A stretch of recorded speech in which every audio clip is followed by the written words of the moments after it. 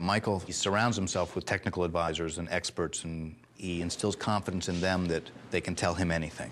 So you buy into a reality that's palpable, and it's not just a movie, it's a document. There's a lot of detail about the robbing of a bank. I didn't know this until I talked to people who had done a lot of high-level armed robberies.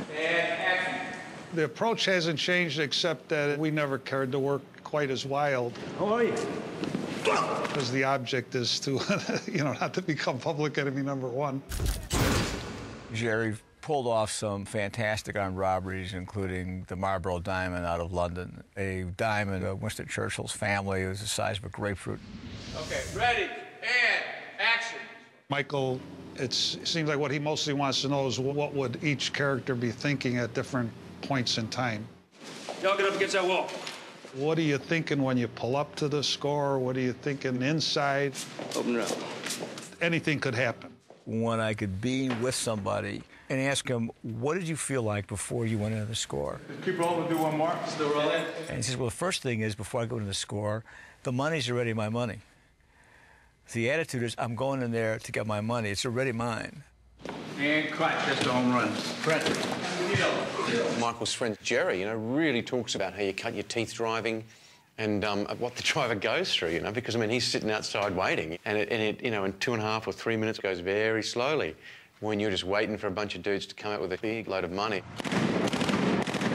As an actor, I'm looking for what's not being said as well. You're just looking. I can identify with the characters. What really creates Dillinger is the 10 years in prison.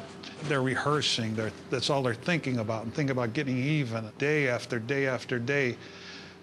And that's what creates this guy. He comes out running. 3 weeks later, they're working. I really want to know in great detail, what are you telling yourself in prison? How did you make this mistake? You're never going back again.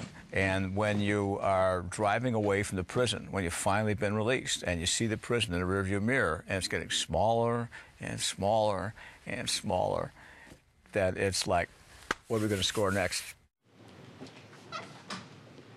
One of the things I try to do is come up with scenarios that could give an actor, as well as myself, that suspension of disbelief, suspension of the now that you're traveling in. Everybody freeze! Stick 'em! Usually starts with being good at what that guy was good at, So it'd be good to walk into a real functioning bank.